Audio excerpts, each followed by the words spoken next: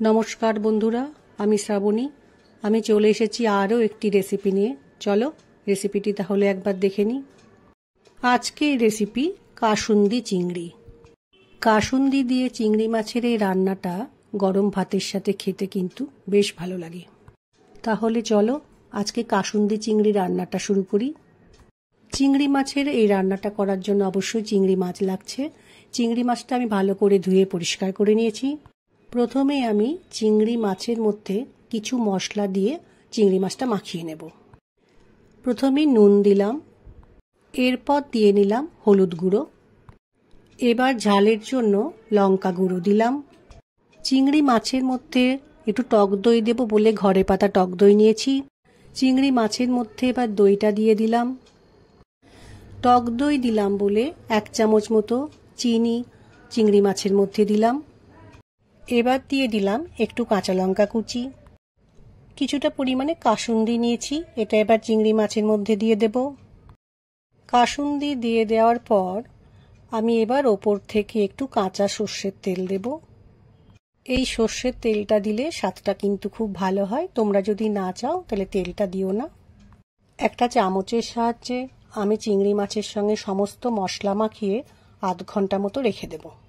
আধ ঘন্টা মতো এটা ম্যারিনেট করে রাখার পর আমি এবার রান্নাটা শুরু করব। প্রথমে আমি ননস্টিক প্যানের মধ্যে একটু সর্ষের তেল দিয়ে নিলাম। তেলটা গরম হয়ে গেলে এর মধ্যে কিছুটা পরিমাণে কালো জিরে ফোড়ন দেব। তেলের মধ্যে কালো জিরে দেওয়ার পর কালো জিরেটা খুব সুন্দরভাবে ভাজা হচ্ছে। এই সময় মশলা মাখিয়ে রাখা চিংড়ি মাছটা প্যানের মধ্যে দিয়ে দিলাম। দিয়ে খুব ভালো করে একটু চামচের সাহায্যে মিশিয়ে দেব।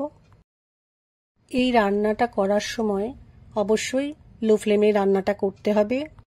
এবার আমি প্যানের ওপর একটা ঢাকা দিয়ে রান্নাটা কিছুটা সময় করে নেব। চিংড়ি মাছ রান্না করতে বেশিক্ষণ সময় লাগে না, তাই মিনিট 2-3 পর ঢাকাটা সরিয়ে নিয়েছি। গ্যাসের ফ্লেম লো রেখে এখনো কিছুটা সময় রান্নাটা করে নেব। এবার চিংড়ি মাছের মধ্যে আমি একটু ধনেপাতা কুচি দিলাম। ধনেপাতা কুচি মাছের মধ্যে দেওয়ার পর খুব ভালো করে এটা মাছের সাথে মিশিয়ে নেব। রান্নাটা আমার প্রায় হয়ে এসেছে। এই সময় আমরা আচার বানাই বলি আম তেল, সেই আম তেলের অল্প তেল নিয়ে চিংড়ি মাছের ওপর থেকে দিয়ে দিলাম। এবার আম তেলের এই তেলটা চিংড়ি মাছের মধ্যে খুব ভালো করে মিশিয়ে নিতে হবে। এই তেলটা দিলে গন্ধও যেমন ভালো হয়, স্বাদটাও খুব ভালো হয়। কাসুন্দি চিংড়ি আমার তৈরি হয়ে গেছে। আজকের ভিডিওটা তোমাদের আশা করি ভালো লাগবে।